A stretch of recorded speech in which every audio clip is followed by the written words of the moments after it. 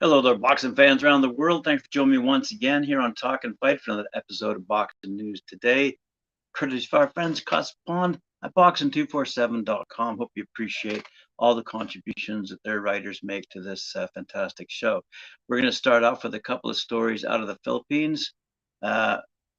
One involving someone who could be great and one who I think is due for retirement. Let's have a look first at Charlie Suarez. Especially after the defeat of Mark Maxeo. But anyway, let's have a look at this particular story because the headline reads, "Is Charlie Suarez the best Philippine boxer ever?" So let's have a see what this writer has to say. Mark Maxeo was striving for the #1 spot in the world when he battled unbeaten 35-0 Ray Vargas in Texas last week. And despite a dramatic fight where Vargas was dropped to the canvas, Maxeo showed significant flaws in his game that resulted in him losing the title and the Philippines now being without a world champ. Maxeo has historically shown an ability to improve with every new challenge, and it is possibly just a matter of time before this Bahal-born talent will rise to the top once more.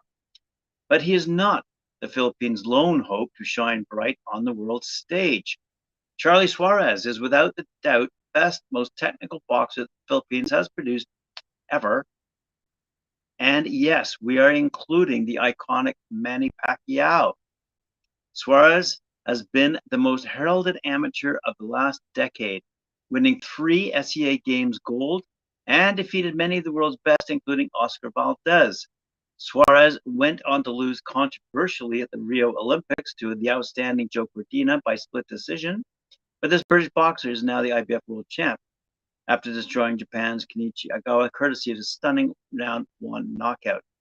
Talks are now in the pipeline for Cordina to face the prodigy Shakur Stevenson, assuming the star doesn't take the inevitable jump to 135 in the near future. The King's Warriors world title claims were scalable long ago.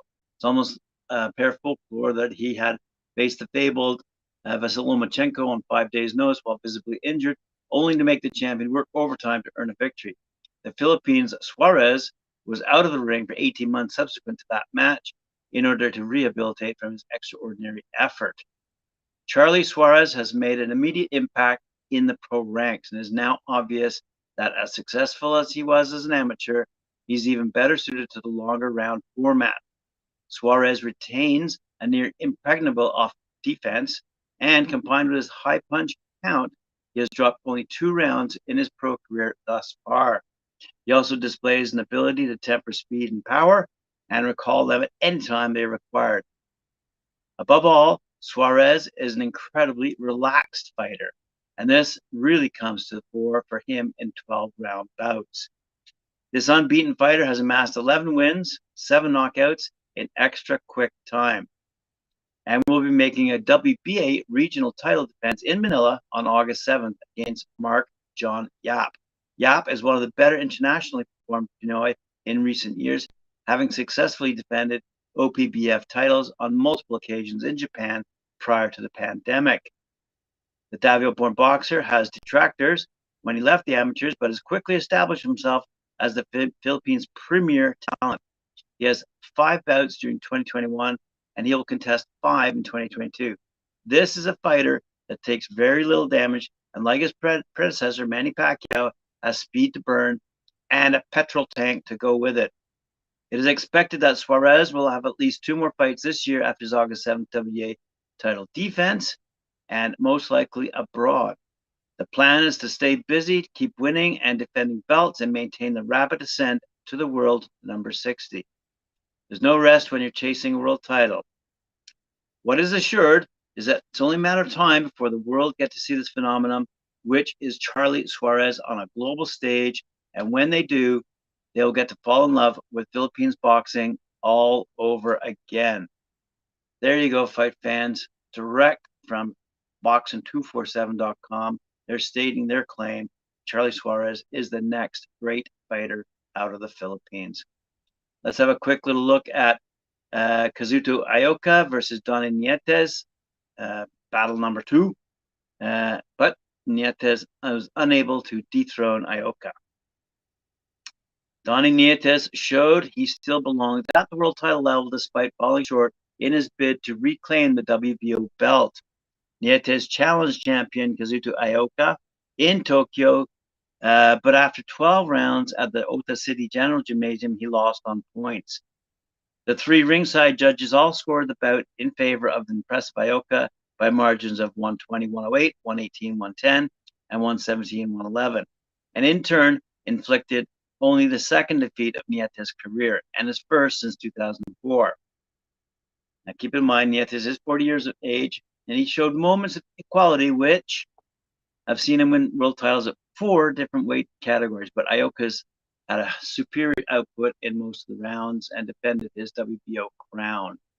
Filipino hero Doninetes mounted a strong finish and would trouble Ayoka throughout the contest with his counter backhand and uppercuts, but the hometown fighter was a clear winner in the end. Doninetes, who headed into the fight declaring his aims to box again until age 45, emerged from the fight with credit despite Ayoka's dominance in long spells. So there you go.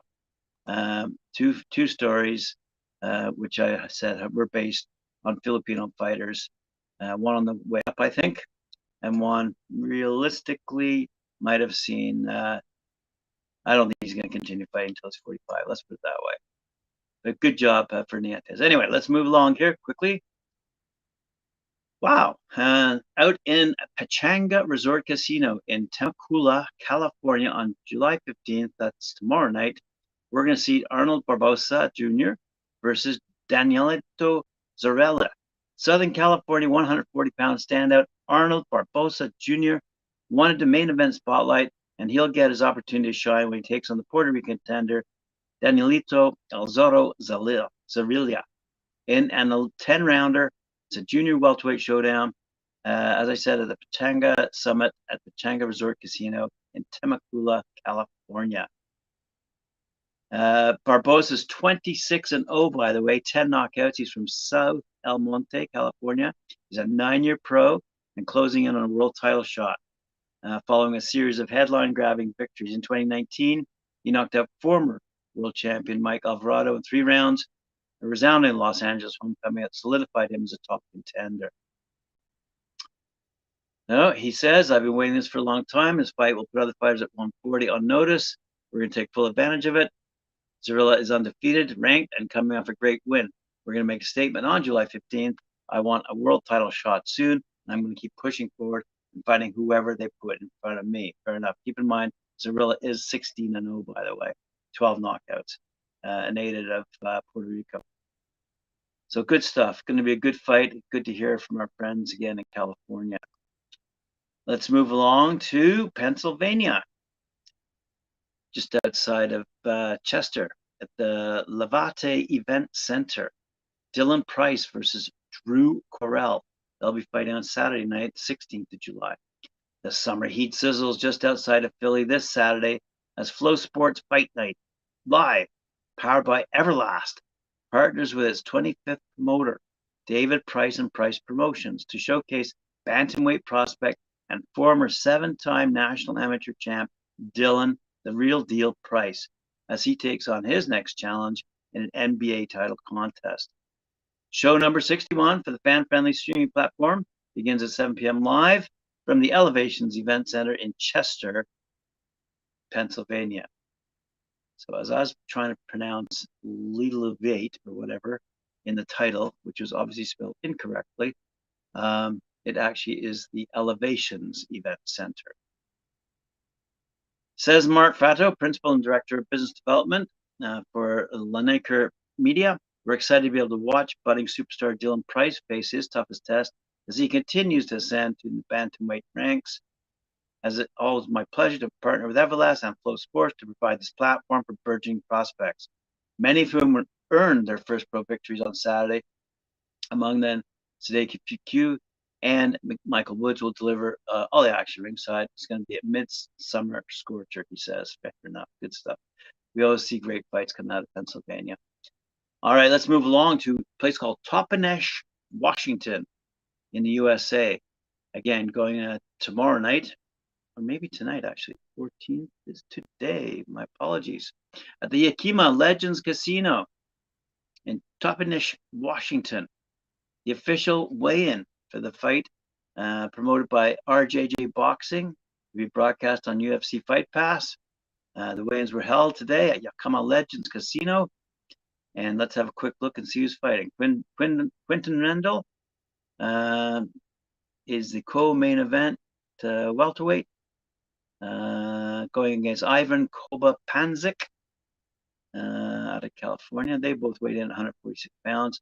The co-feature for the vacant NBA America's Super Middleweight Championship, 10 rounds, is Andrew White Lightning Murphy out of Washington and Isaiah Jones out of Sonora, Mexico. In the super lightweight division, by the way, you're also going to see William Hernandez go up against Margarito Hernandez in the super middleweight division.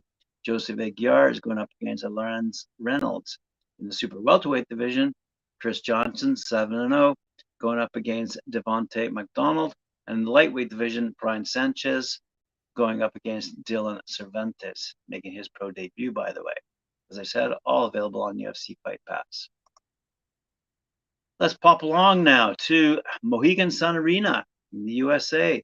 CES Boxing returns to Mohegan Sun Arena for the first time in nearly 7 years on Saturday, August 20th, with Summer Heat, the latest installation of its 2022 fight series featuring two of the sport's hardest-hitting heavyweight prospects. There we go with the heavyweights again. Here we go. Let's have a look here.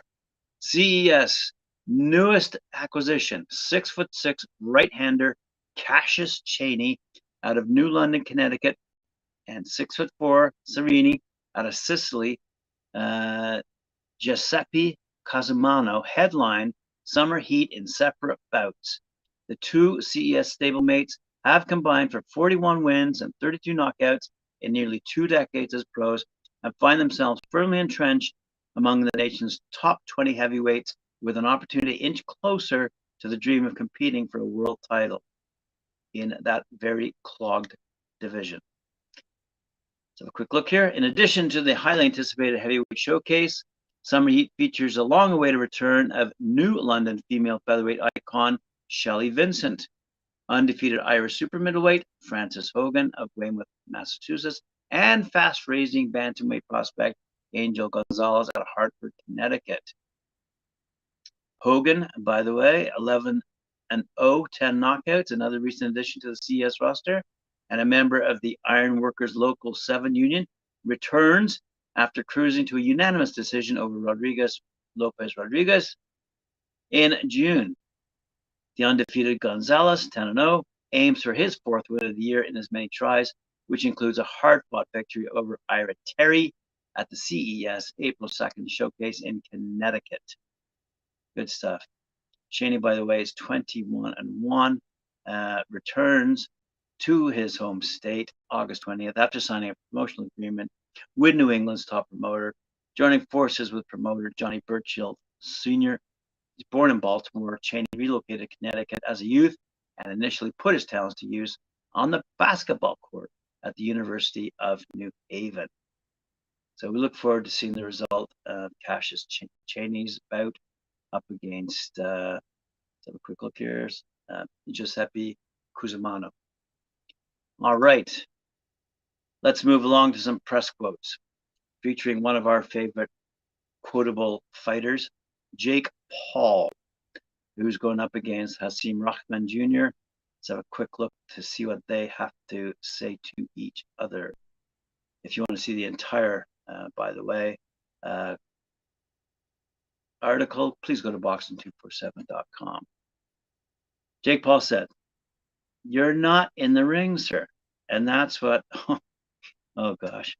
All right, let me backtrack. The subject of Paul's boxing resume came up with Rahman stating that Paul built his career off pummeling former MMA and NBA athletes. Okay. That's why you're next on the list, Paul responded. That's why I'm fighting you. Hasim Jr. was flanked on the DS by his famous father, the former 2-time heavyweight champ, Hasim Sr. who rose to prominence, knocking out Lennox Lewis in 2001 in South Africa to become the unified title holder. Paul referenced Rahman Sr. saying he wouldn't be able to fight his son's battle on August 6th. You're not in the ring, sir, Paul said, and that's what your son doesn't understand. He thinks he's you, and that's his biggest mistake. And on August 6th, I'm ending the legacy that your whole family has. Woo, zinger.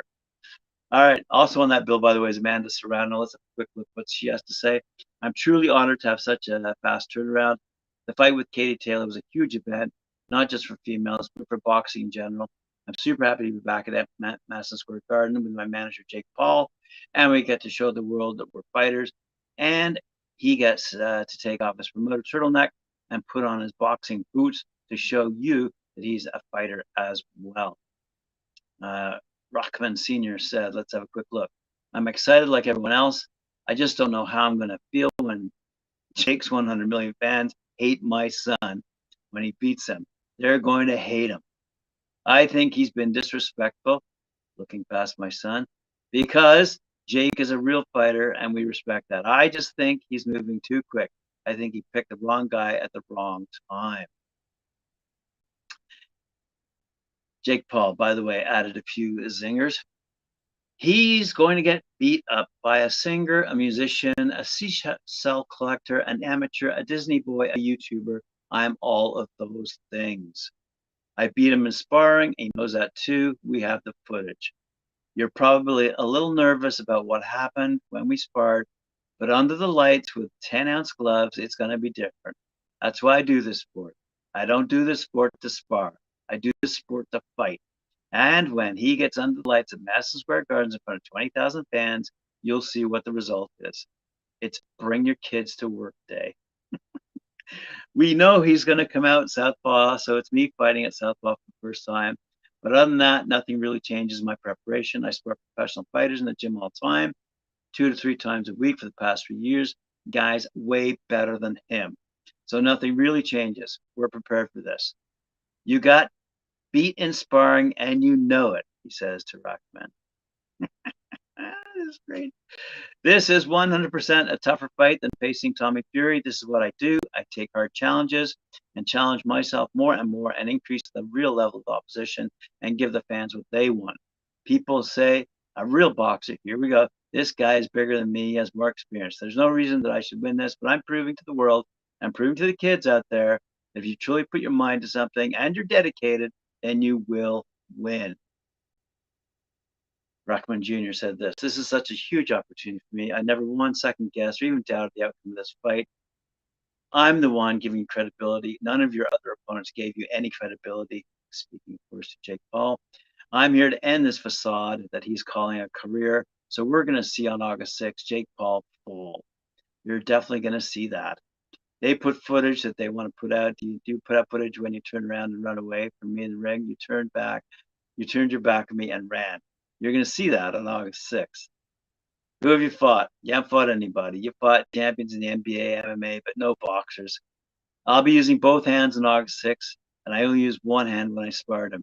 He can't even spar anyone with one hand. He's not even on my level.